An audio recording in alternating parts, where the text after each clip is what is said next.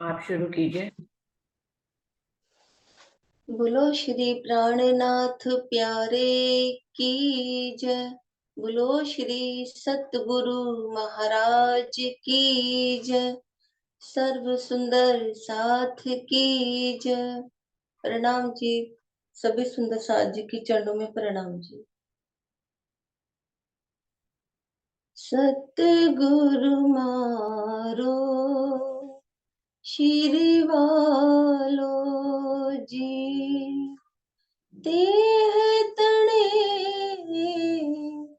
पाए लागू, मूल सगाई जानी मारवाला, अखंड सुखड़ा मांगू, अखंड सुखड़ा मांगू, सतगुरु मारो शिरवालो जी। तार तम लई श्री राज पधार्या, तार तम लई श्री राज पधार्या, थयो ते सर्वेन जान, सखियों कहे हमें आवे नमल सो, सखियों कहे हमें आवे नमल सो, मलियाते मूल धाणो, मलियाते मूल धाणो, सतगुरु मारो शिरवालो जी। रास रचियो रमसो रूढ़ी भाते, रास रचियो रमसो रूढ़ी भाते, प्रगटिया परमाण, ए सुख शोभा आणि जिभ्याए, ए सुख शोभा आणि जिभ्याए, केम करी करू बखाण, केम करी करू बखाण, सतगुरु मारो शिरवालो जी। ब्रज रास आही ते हज लीला, ब्रज रास आही ते हज लीला, तेवालो ते दिन ते है घड़ी ने, ते है जपल ते है घड़ी ने, ते है जपल विराट था से धन धन, विराट था से धन धन, सतगुरु मारो शिरवालो जी। शिर जी ने चरण पसाए, शिर जी ने चरण पसाए, जसिया हम ची गाए,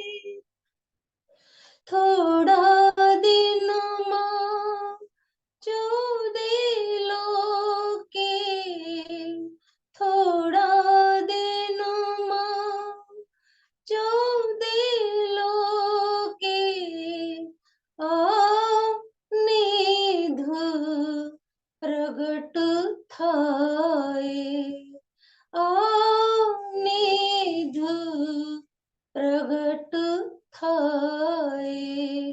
सतगुरु मारो श्री वालो जी, ते है तणे पाए लागू, ते है तणे पाए लागू। मूल सगाई जानी मारवाला, मूल सगाई जानी मारवाला। अखंड सुखड़ा मांगू, अखंड सुखड़ा मांगू। सतगुरु मारो श्री वालो जी। बोलो श्री प्राणनाथ प्यारे की जय। बोलो श्री सतगुरु महाराज की जय। प्रणाम जी। सभी प्रणाम सुंदर जी। प्रणाम जी, प्रणाम जी। धन्यवाद विजय दीदी। इंदु दीदी आप आ जाओ। हाँ जी, बोलिए श्री प्राणनाथ प्यारे की जय। बोलो श्री सतगुरु महाराज की जय। बोलो श्री निजानंद स्वामी की जय। बोलो श्री निजानंद संप्रदाय की जय। समस्त सुंदर साथ की जय। वंदो सतगुरु चरण को, करूं सप्रेम प्रणाम। अशुभ हरण मंगल करन, धनी श्री देव चंद्र जी ना। श्री प्राणनाथ निज मूलपति, श्री महराज सुनाम। तेज कुंवर श्यामा युगल जिक पल पल करूं प्रणाम। पिया जी को पल पल करूं प्रणाम। प्रथम लागू दो चरण को, धनिये न छोड़ाइयो खिन। लाख तली लालेड़िया, मेरे जीव के ही जीवन। इन पांव तले पड़ी रहूं, धनी नजर खोलो बातू। पलना वालों निरखु नेत्रे, मेरे जीव के ही जीवन। प्यारे मेरे प्राण के, मोह पल छोड़ो जिन। मैं पाई मेहर महबूब की, मेरे जीव के ही जीवन। मेरे जीव के ही जीवन। प्रणाम जी सुंदर साथ जी, सबके चरणों में कोटान कोट प्रेम प्रणाम जी। सुंदर साथ जी प्रकरण 52, सतगुरु मेरा श्याम जी। मैं अहनिस चरणे रहूं चल रहा था, लास्ट की 2 चौपाइयां रह गई थी। 26 चौपाई से दोबारा पढ़ रही हूँ। सो पहचान सबों पसराय के, देसी सुख वैराट। लौकिक नाम दो मेट के, करसी नया ठाठ। आप धामधनी श्री इंद्रावती जी के धामदिल में बैठकर हम सब सुंदर साथ को राज्जी महाराज के स्वरूप की पहचान कराते हुए ब्रज रास जागनी का ब्रह्मांड और ये छठा दिन मोमिनों का, कि अब ये लीला क्यों छानी रहे जब सखियां मिली टोले टोले। आवेश स्वरूप राज्जी महाराज ने ब्रज में बाल स्वरूप, रास में किशोर लीला, रसूल साहब के अंदर डाकिये के रूप में संदेशा देने के लिए राज्जी महाराज स्वयं ही आए, और सतगुरु देवचंद्र जी और आप महराज ठाकुर के तन में प्राणनाथ जी की शोभा को प्राप्त करते हुए राज्जी महाराज अब इंद्रावती के दिल में बैठकर अपने स्वरूप की हम सब सुंदर साथ को पहचान करा रहे हैं, और बता रहे हैं कि छठे दिन में मोमिनों के दिलों पर, मोमिनों के दिल को अर्श करके जो बैठे हैं वो धामधनी अक्षरातीत अब उनका विराट स्वरूप जाहिर हो चुका है। जब एक तन में थे, लिमिट अवस्था में थे, लेकिन अब उन्होंने छठे दिन में अपना विराट स्वरूप ले लिया है। विराट स्वरूप का क्या कि अनेक जुबा से, अनेक दृष्टि से वो राज्य की लीला को संसार में जाहिर करेंगे। दृष्टि तो धनी की होगी, जुबा भी धनी की होगी, लेकिन अनेक तनों में वो बैठकर लीला करेंगे।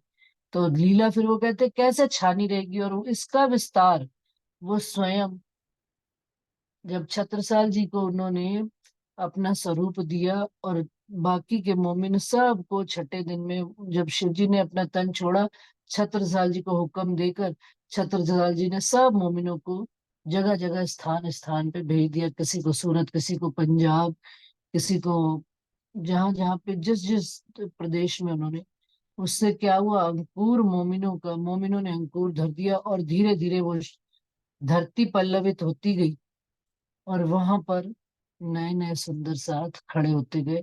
अब ये लीला छानी नहीं रहेगी, क्यों? क्योंकि धनी ने इसका विस्तार करने के लिए विराट स्वरूप धारण कर लिया। और जो ब्रह्म लीला, जो आज दिन तक जितने भी देवी देवताओं की लीला होती थी, वो ब्रह्म लीला नहीं कहलाती। ब्रह्म लीला एक राज्जी महाराज के तन से होने वाली लीला ही ब्रह्म लीला कहलाई। अब वो लीला, ब्रह्म लीला, जो छिपी हुई थी विष्णु के 24 अवतारों में और तनों की लीला में छिपी हुई थी, वो लीला अब तनों की सीमा रेखा को तोड़कर जाहिर हो गई है। कहाँ? संसार में।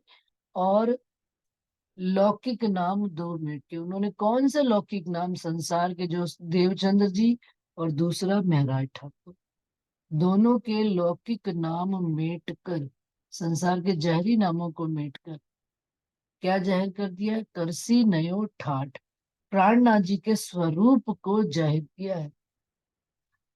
पहले तो उन्होंने अवतारों की लीला तोड़ी है कि कृष्ण जी की लीला जब समाप्त हो गई, ब्रज और रास की लीला, और फिर जब आए हैं वापस इस 14 तबक में, जागनी के ब्रह्मांड में, तो कौन से लौकिक नाम दो? अब हम लोग तारतम्य पढ़ते हैं ना, तो पहले शुरू शुरू में जो बहुत पुराने स्वरूप साहब थे, तो उसमें लिखा होता था धनी देव चंद्र जी सत्य छे।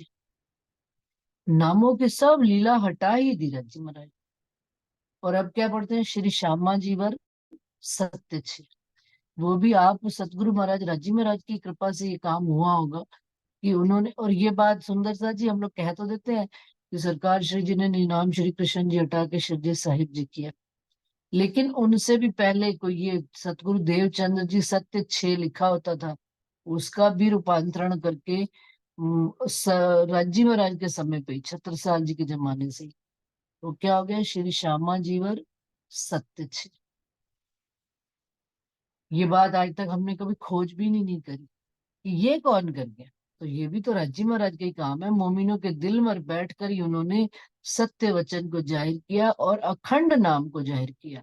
करसी नया ठाठ, दोनों के तनों को मिटाकर, दोनों के तन के नाम को हटाकर राजी महाराज ने अपना लौकिक नया ठाठ, क्या, श्री जी साहेब जी का, इस सारे संसार में जाहिर किया, जिनसे राज्जी महाराज की सारे संसार को खबर मिलेगी। क्योंकि जिस एक पर्टिकुलर तन का नाम लेकर अगर वो जाहिर होते हैं, तो वो किसी एक कम्युनिटी का ही परमात्मा कहलाता है। लेकिन साहेब एक ऐसा नाम है, देखे तो मुसलमान भी गाते हैं, देखे तो ये सरदार भी गाते हैं गुरु ग्रंथ साहब में, नानक इक्को समरिए, मरण जन्म मरण दुख जाए, साहेब, साहेब ही गाते हैं। तो साहेब एक ऐसा शब्द राजी महाराज ने एक हमको दिया है कि सारे संसार में राजी महाराज को जाहिर करने के लिए, प्रकट करने के लिए, तो वो उन्होंने नया ठाठ किया है। अब ए नित लीला बुद्ध जी करसी बड़ो विलास, दया भई दुनिया पर होसी सबे अविनाश। अब ये लीला जो कर रहे हैं, ये नित्य की लीला, नित्य नौतन लीला जो कर रहे हैं, ये कौन कर रहे हैं? बुद्ध जी के प्रकाश से हो रहे हैं। बुद्ध, जागृत बुद्ध के प्रकाश से संसार में ये एक नया विलास उत्पन्न हो रहा है, नई बात खबर आ रही है, और सारी दुनिया को दया की जा रही है। क्या की जा रही है? कि जो मृत्यु को प्राप्त होने वाले थे, जो मिट जाने वाले थे, फिर आवागमन के चक्कर में फंसने वाले थे, उनको अविनाश निश्चल सुख दिया जा रहा है, अखंड सुख देकर उनको योग माया के ब्रह्मांड में अखंड किया जा रहा है। सुर असुर ब्रह्मांड में मिलकर गावसी ये सुख, इन लीला को जो आनंद बरन्यो न जाए या मुख। अब सुर असुर कौन है? एक तो सुर असुर हो गए कि राक्षस और देवी शक्ति वाले लोग, राक्षसी प्रवृत्ति वाले और दैवीय शक्ति वाले।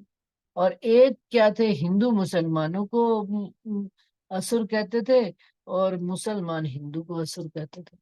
लेकिन जो परमात्मा को जानने वाले और मानने वाले सुर प्रकृति की और असुर प्रकृति, मुसलमानों को इसलिए असुर प्रवृत्ति का कहा गया सुंदर सा जी, क्योंकि उनके अंदर खान पान जीवन का रहन सहन बिल्कुल आसुरी प्रवृत्ति का है। जानवरों को मार काट के खा जाना और फिर वैसे ही शब्द बोलना और वैसी ही भाषा का इस्तेमाल करना आसुरी प्रवृत्ति के कहलाते हैं। तो कहते हैं जो भी संसार में होंगे सुर और असुर प्रकृति के लोग मिलकर गावसी ये सुख, और जब उनको ये ज्ञान पहुंचेगा, उनके अंदर आनंद की लीला का विस्तार होएगा, तो वो भी धनी के गुणों को गाएंगे। इन लीला को जो आनंद, और फिर जो आनंद मिलेगा इस बात का वर्ण्यो न जाइया मुख, इस मुख से वर्णन किया जा सकता नहीं। अभी कहीं पर सदानंद जी कह रहे थे मुसलमानों को ज्ञान देने की कोई आवश्यकता नहीं। क्यों? क्योंकि औरंगजेब तो जगह नहीं, तो इतनी मेहनत करके देख ली। लेकिन हमने ये तो बीतक साहब में देख लिया कि औरंगजेब को कुछ ज्ञान हुआ नहीं, लेकिन हमने ये ना देखा कि और कितने मुसलमान शिरजी साहिब जी ने शिरजी साहिब जी के जमाने में ही उनके साथ चले और पन्ना जी तक पहुंचे और उन्होंने इस वाणी का सुख लिया और आनंद मंगल के गीत गाए, और उनके अंदर असल रूह मोमिन भी परातन भी थी। तो हमने वाणी को जिस दृष्टि से जौन सा चश्मा लगाकर पहन कर देखते हैं ना सुंदर सा जी, हमें वही बात दिखाई देती है।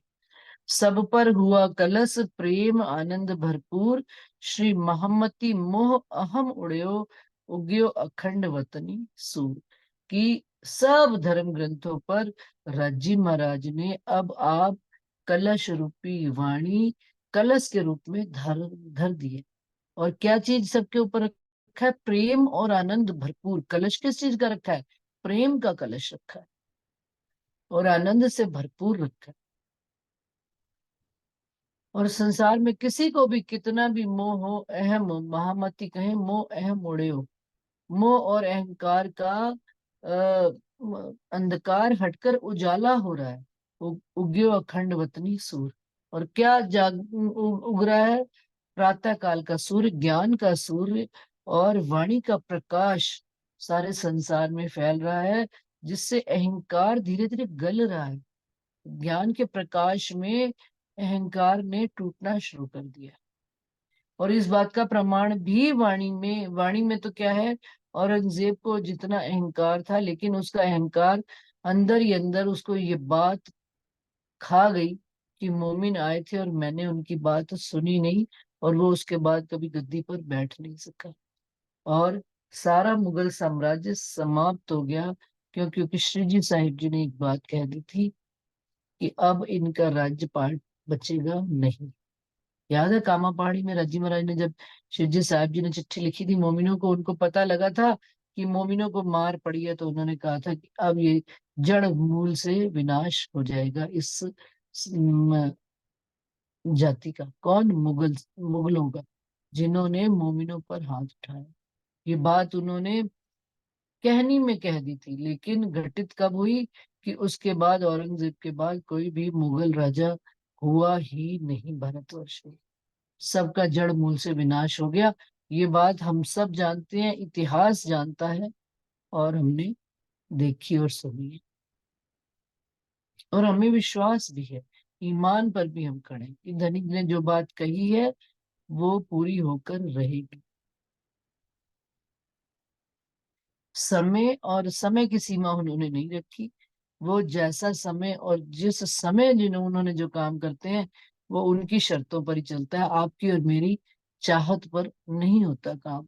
तो सब पर हुआ कलश प्रेम आनंद भरपूर, महामती मोह अहम उड़यो उग्यो अखंड वतनी सूर, उग्यो अखंड वतनी सूर। प्रकरण 52, चौपाई 555। राग श्री। धनी जी ध्यान तुम्हारे रे, धनी मेरे ध्यान तुम्हारे, बैठे बुध जी बरस सहस्त्र चार, 660 बीता समय दुनिया को भयो अचार। धनी जी ध्यान तुम्हारे रे, अब ये कह कौन रहा है? इंद्रावती जी। और आप धनी जी ध्यान तुम्हारे रे, आपके ध्यान में बैठे हुए धनी मेरे, ध्यान तुम्हारे, आपकी याद में, आपके प्रेम और इश्क से भरपूर लीलाओं में बैठे हुए बुद्ध जी बरस सहस्त्र चार। कितने साल हो गए बैठे हुए? 4660 वर्ष हो गए। किनको? अक्षर ब्रह्म को। जिन अक्षर ब्रह्म को इन लीलाओं का ज्ञान नहीं था धनी की, जब रास में उनको जागृत करके वो सुख दिए गए और अक्षर ब्रह्म ने धनी जी से ये मांगनी कर ली कि ये सारी लीलाएं मेरे दिल में अखंड कर दो, और उस लीला में खोए खोए कितने साल बीत गए उनके? 4660 साल। वो बस उस लीला को देखते देखते ही मगन, उसमें से आगे निकले ही नहीं उस लीला से। ये धनी मेरे इतनी प्यारी लीला, इतनी इश्क भरी लीला, इतनी प्रेम भरी लीला अपने अंगों के साथ करते हैं, जिसमें उन्होंने भी मुझे भागीदार बनाया। और किस ध्यान में बैठे कि अब धनी कब आपका हुक्म होए और मैं आपके अंदर आकर वापस से मिलूं। अब वो इस ध्यान में ही बैठे हैं।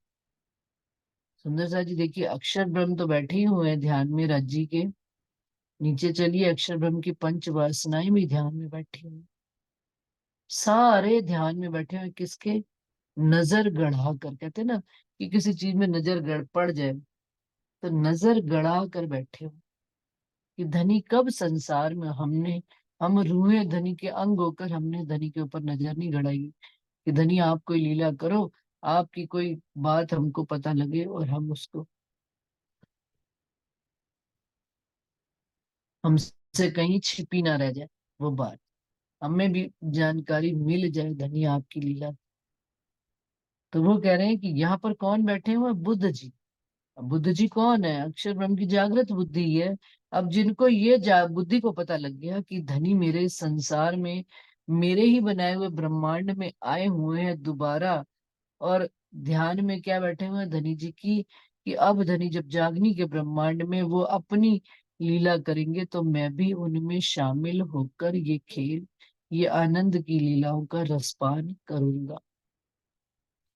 और अब यहाँ पर कहाँ पर आकर आखिर 4660 साल कैसे बताए? कहाँ पर? सन 1735 हरिद्वार का समय आ गया। सुंदर सा, अभी तक तो लीला छिपी थी, मिड़ता आ गए हैं। मिड़ता में अक्षर ब्रह्म मिलेंगे उनके अंदर, ये भी कल भी मैंने बात कही थी।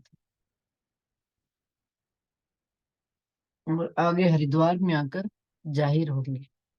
और इससे पहले जितनी भी लीलाएं थी, सारी जो सतगुरु जी देवचंद्र जी के द्वारा बताई हुई बातें थी, श्री इंद्रावती जी जगह जगह सुंदर साथ को जगाते हुए आ रहे थे। और अब यहाँ से उनके अंदर रज्जी महाराज की शक्तियों का निवास होना शुरू हो गया। उन्होंने धनी के दिल, इंद्रावती जी के दिल को ही अपना घर बनाकर अब उसमें वास करना शुरू कर दिया है। और उनका इंद्रावती जी के स्वरूप में रज्जी महाराज अब जाहिर हो रहे हैं इंद्रावती जी की आत्म पर। तो सबसे पहले मेड़ता में आकर पहले तो हवसा में तो आकर बैठे ही हैं कौन? धनी जी का जोश और श्यामा जी की आत्म। रज्जी और श्यामा जी दोनों बैठे ही बैठे हैं। तो क्या रज्जी और श्यामा जी अपने आप में समर्थ नहीं है, या वो सारी बातें नहीं? सब कुछ समर्थता है, सामर्थ्यता में कोई कमी नहीं है। लेकिन जिसका काम उसी को साजे वाली बात है कि जिस ब्रह्मांड में आए बैठे हैं, अक्षर ब्रह्म के ब्रह्मांड में आए बैठे हैं, और उनकी ही जागृत बुद्धि वहां पर, तो जागृत बुद्धि भी आ गई थी, वाणी तो उतरनी शुरू हो गई थी, तो जागृत बुद्धि तो आ ही गई थी, परंतु यहाँ से अक्षर ब्रह्म स्वयं पूर्ण रूप से उनके हृदय में आकर बैठेंगे, और निज बुद्धि और जागृत बुद्धि भी दोनों मिलकर अब संसार में धनी को जाहिर करने का, क्योंकि इससे पहले तक धनी संसार में जाहिर नहीं हुई। सुंदर साथ के घर जाते थे, वहां पर जो बैठकें हो जाया करती थी, मिल बैठकर जो सुंदर साथ अड़ोसी पड़ोसी मिलकर, जिसने किसी ने सुन ली बात, फैलने लग पड़ी। लेकिन इसका मूल जो जड़, मतलब जो कहते हैं ना, मूल शुरुआत कहाँ से हुई है संसार में इस बात के फैलाव की, कि पूर्ण पार ब्रह्म अक्षर अतीत आखिरुल जमा इमाम मेहंदी सुप्रीम ट्रुथ गॉड, सब धर्म ग्रंथों में केवल और केवल एक प्राणनाथ जी की लीलाओं का संदेशा दिया हुआ है, प्राणनाथ जी के आने का मैसेज दिया हुआ है। ये बात यहाँ मीणता से प्रारंभ होगी, जब उनके अंदर अक्षर ब्रह्म बैठेंगे, और हरिद्वार में सन 1735 में आकर आप इंद्रावती जी बुद्ध निष्कलंक अवतार के रूप में जाहिर होंगे। तो ये वहां का समय आ रहा है। हिंदू मुसलमान रे फिरंगियों, कई जातें होदी बोदी जैन अपार, वादे सो ब्रोध बधारिया करी अग्नि उदेका। क्या कि अब संसार में जितनी तरह की भी जातियां, हिंदू मुसलमान पंडित जैनी फिरंगी अंग्रेज, कोई भी कितनी भी तरह की जातियां हैं, उनका सबका विरोध, उनको ज्ञान देकर, उनको सारा विस्तार से समझाकर करी अग्नि उदयकार। कौन सी अग्नि उदयकार करी? उदय हुई ये तारतम ज्योत की, जागृत बुद्धि की ज्योत उदय हो रही है। कहावे धर्म पंथ रे लड़े माहे वैरे, अंग सुराई को अधिकार, पशु पंखी साधु न छूटे काहू, पुकार न काहू बहार। कहावे धर्म पंथ, और जितने भी संसार में उस समय धर्म कहला रहे थे, पंथ कहला रहे थे, कहला धर्म पंथ रहे, लेकिन लड़े माहे वैरे, आपस में लड़ मर रहे थे, वैर विरोध में, हिंदू अपनी लड़ाइयों में लड़ मर रहे थे, और उधर से अंग असुराई को अधिकार। और उस समय सत्ता किनकी होती थी? मुगलों की होती थी, असुरों की होती थी, और उनको ये अधिकार मिला हुआ था सत्ता के कारण से, कि वो जिसको चाहते थे मार काट कर मुसलमान बना लिया करते थे। पशु पंखी साधु न छूटे काहू, और पशु पंखी, यहाँ तक कि जो हवा में उड़ने वाले पशु पंखी का क्या मतलब, कि धनी की परमात्मा की याद में गाने वाले धुन, कोई भी किसी को भी बख्शते नहीं थे, और कहीं किसी की भी पुकार का कोई भी असर किसी पर होता नहीं था। सब आपस में रात दिन लड़ने मरने में लगे हुए थे। भाजे भजन रे बाजे, उच्छवट के ढाए मंदिर हरिद्वार, सत छोड़ सूरो नीचा दिखाइया, कमर बांधी रही तलवार। क्या कि भजन गाना बजाना सब उत्सव सब अटक गए, क्योंकि मुसलमानों ने मतलब हद कर दी थी, एक कहते हैं ना, आउट ऑफ लिमिट जा चुके थे वो, कहीं पर भी हिंदुओं को कुछ भी करने नहीं देते थे, घर में कोई उत्सव नहीं करने देते थे, आनंद मंगल नहीं करने देते थे, मंदिरों को तोड़ दिया था उन्होंने, और हरिद्वार के सब मंदिर तोड़ दिए थे। सत छोड़ सूरों नीचा देखिया। और जो बड़े बड़े शूरवीर, शूरवीर को युद्ध करने वाले नहीं कहलाते, शूरवीर वो कहलाते हैं कि जो सत्य की राह पर चलने में डगमगाते नहीं है। लेकिन उन्होंने भी अपना सत्य का साथ छोड़कर अपनी अधोगति में चले गए, नीच अवस्था में। क्या कि भाई ये मुसलमान कुछ करने ही नहीं रहे, और कमर बांधी रही तलवार, और जो शब्द रूपी बाण थे वो उनके मुख में ही रह गए। कमर बांधी रही तलवार का क्या मतलब, कि जो तलवार कमर में बांधी हुई थी निकाल कर युद्ध ही नहीं कर पाए। तो ज्ञान में क्या तलवार होती? ज्ञान में तलवार शब्द रूपी तलवार, उससे वो कोई लड़ ही नहीं पाया। क्यों? क्योंकि मुसलमान सुनते ही नहीं थे, केवल वो तो जहरी तलवार निकालते थे, मार काट देते थे, और शरीयत का ऐसा बोलबाला था उस समय। कसे साधु रे काहू, भजन न रया कुली, बरसिया जलते अंगार, धख्यो दावानल दसो दिशा, ऐसा भवड़ा हुआ भयंकर। कि संसार में, भारतवर्ष में चारों तरफ कोई भी साधु कहीं पर भी भजन नहीं गा सकता था, चारों तरफ कलयुग का हाहाकार मचा हुआ था। और ऐसे लग रहे थे अंगारे बरस रहे हैं चारों तरफ, और दसों दिशाओं में अग्नि, शरीयत रूपी अग्नि, और इनकी जो मुसलमानों की रात दिन की मार काट चल रही थी। ऐसा संसार में भयंकर मैदान, चारों तरफ खाली हो गए थे, लोग डर दुबक के अपने अपने घरों में छिप गए थे, कोई निकलता नहीं था। परमात्मा का नाम भी ऐसे हो गया था, छुप कर अपने घर में ले लिया तो ले लिया। जहां पर हिंदू का घर देखा, तोड़ फोड़ के उसके घर में तहस नहस कर दिया करते थे। मांस आहारी रे न दया डरे किनसे, ऐसा हुआ हाहाकार, बुद्ध जी बिना विराट में ऐसो वर्त्यो व्यवहार। अब ये सारा किस कारण से हो रहा था सुंदर साथ जी? मांस आहारी रे न दया डर, रात दिन मांस खाने वाले, मीट मांस खाने वाले लोग के अंदर हृदय नाम की चीज खत्म हो गई थी, दया ममता रह ही नहीं गई थी, और ना किसी से डर रह गया था। ऐसा हुआ हाहाकार, इतना चारों तरफ हाहाकार बम फैल गया था। बुद्ध जी बिना विराट में, जागृत बुद्ध के बिना सारा संसार ऐसा ही व्यवहार कर रहा था। किसी एक जाति को देने का दोष मतलब नहीं है। अगर मुसलमान शरीयत में पड़े तो ये तो हिंदू भी कर्म कांड की ऐसी जाली में गूंथे पड़े थे कि उस जाली से निकल कर बाहर निकल ही नहीं पा रहे थे। चारों तरफ सती प्रथा, आग, हिंदुओं में कोई कम बुरे हाल थे? विधवाओं को जला दिया करते थे, सती प्रथा हो जाती थी, बाल छोटी छोटी बाल विवाह कर दिए जाते थे बड़े बड़ों के साथ। तो ये सारी चीजें क्या कर्म कांड की जाली बनी थी, और शरीयत का ही बोलबाला है। हिंदू अपने तरीके से करे थे, मुसलमान अपने तरीके से करते। मुसलमानों के अंदर तो दया नाम की, मुसलमान हिंदुओं से भी 2 कदम आगे थे। और इसका कारण क्या था? कि जागृत बुद्धि का ज्ञान आया ही नहीं था, विचार और विवेक संसार में था ही नहीं। केवल कर्मकांड और शरीयत का बोलबाला था। आवसी धनी धनी रे सब कोई कहते, आगमी करते पुकार, सो सत बानी सबों की करी, अब आए करो दीदार। अब सन 1735 में हरिद्वार में आप धामधनी, ये कहते करते तो सारे ही थे, आवसी धनी धनी, धनी आएंगे सब कोई कहते, सब कोई कहते भी थे कि कोई कलयुग में ऐसा अवतार होगा, निष्कलंक बुद्ध जी का अवतार होगा, जो सबकी असुराई मेट के सब पर राज करेंगे। और आगमी यानी कि भविष्यवाणी करने वाले पुकार भी किया करते थे। वो अब समय आ चुका है, और सबकी वाणी को सत्य करके आप संसार में इंद्रावती जी के तन में प्राणनाथ जी जाहिर होने का समय आ गया। सब आए करो दीदार, बुद्ध निष्कलंक अवतार श्री प्राणनाथ जी अब संसार में आ रहे हैं सन 1735 में हरिद्वार में। कुरान पुराण रे वेद कतेबों किए अर्थ सबे निर्धार, टाली उलझन लोक चौदह की मूल काढ़ियो मोह अहंकार। कि आज दिन तक किसके कारण ये दुनिया फंसी हुई थी, मोह और अहंकार के कारण ये बात भी नहीं पता लगती थी। और कुरान पुराण में और वेद कतेबों में जो समय कहा गया था, वो सारा समय इस समय निश्चित रूप से आ गया, और सारे संसार की उलझन मिटाकर आप श्री जी साहिब जी जाहिर होने वाले हैं।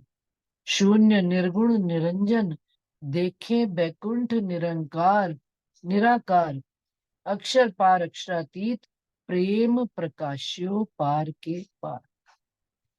शून्य, निर्गुण, निरंजन, 14 लाख से ऊपर शून्य, निराकार, निरंजन तक तो, बैकुंठ तक सब ने देख लिया था।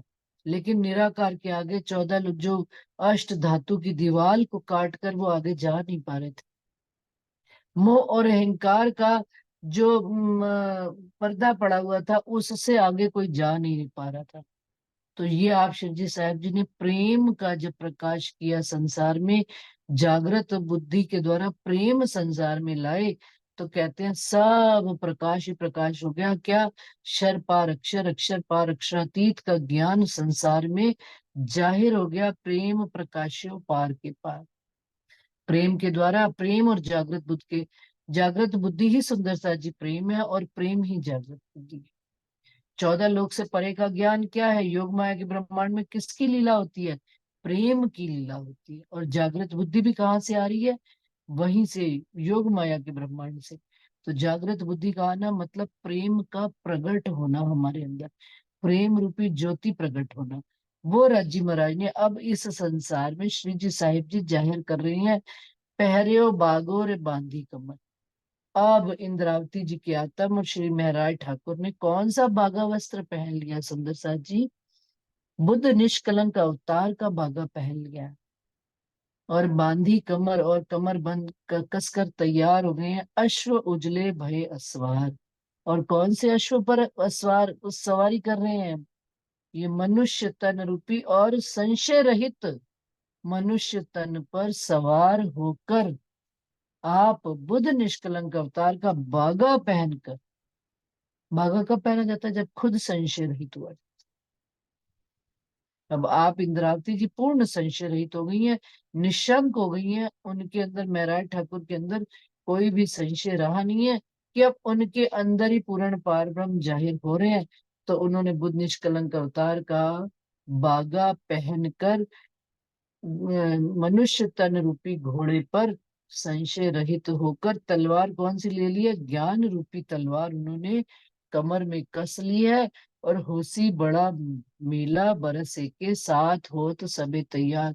ये मेड़ता से ही सुंदर साथ ने तैयारी करनी शुरू कर दी है कि एक बरस में बड़ा मेला होगा आने वाले समय में, और उसके लिए सब सुंदर साथ तैयारी कर रहे हैं। और सन 1735 में ये बड़े मेले में आकर आप बुद्ध निष्कलंक अवतार के रूप में जब धूमकेतु का तारा निकला तो जाहिर हुए शिरजी साहिब जी। और इसकी तैयारी, और आगे और बड़ा मेला होगा, कहाँ? पन्ना जी में होगा, उसकी भी तैयारी करनी सुंदर साथ ने प्रारंभ कर दी है। ब्रज की लीला यहाँ से समाप्त होगी और कौन सी चालू होगी? रास की लीला। कि अब सुंदर साथ एक रूप एकजुट एक स्वरूप होकर पन्ना जी की ओर प्रस्थान करेंगे। बीच में दिल्ली का भी प्रसंग आता है, लेकिन अब सुंदर साथ कोई भी आने जाने का प्रोग्राम खत्म हो जाएगा, कोई अपने घरों में नहीं जाएगा, सब अपने घर गृहस्थी छोड़कर श्री जी साहिब जी के साथ इस जागनी यात्रा पर चल पड़े। ब्रज से रास में जाना क्या, ब्रज में जाना क्या? ब्रज में तो घर परिवार होते हुए भी धनी को मिलने जाना और आना, फिर वापस माया में। लेकिन रास में जाना क्या? पूर्ण रूप से माया छोड़कर धनी के हास विलास इश्क की लीला में मगन हो जाना, प्रेम की लीला में मगन हो जाना, उनकी लीलाओं में शामिल हो जाना। अब यहाँ से श्री जी साहिब जी के साथ ये आगे प्रसंग आ रहा है, मैं अभी उसका उसी प्रकरण की भूमिका साथ साथ सुना रही हूँ। चौपाई पढ़ देती हूँ। प्रकरण 53 चौपाई 565। क्योंकि अक्षर ब्रह्म जो बैठे हुए थे वहां पर वो भी अब आकर धनी के अंदर मिल गए हैं। तो उसी से आगे प्रकरण चल रहा है। राग शेरी हो साथ जी वेगे ने मिलो रे सैया समय रास को। जिस तरह से रास के समय में सब सखियां ब्रज को छोड़कर रास में जाकर धनी से मिली थी, अब ये वो समय आ गया, वेगे ने वेगे, जल्दी करो सुंदर साथ जी। कारज कारण की बात अति बड़ी, याको क्यों कहिए अवतार, रे साथ जी हुई अखंड निध, पांचों भेली कियो सो बड़ा विस्तार। कारज कारण की बात अति बड़ी, याको क्यों कहिए अवतार। अब जो महराज ठाकुर के तन के अंदर, इंद्रावती जी के अंदर रज्जी महाराज जाहिर हो रहे हैं, अक्षर ब्रह्म की आत्म भी मिल गई है, रज्जी श्यामा जी अक्षर ब्रह्म और पांचों शक्तियां मिलकर एक हो गई हैं। कौन? साथ में हम रूहें, ये तो परम धाम की पांचों शक्तियां। मिल भई मोहम्मद जागृत बुद्ध निज बुद्ध अक्षर ब्रह्म राज्य का हुक्म, सारे मिलकर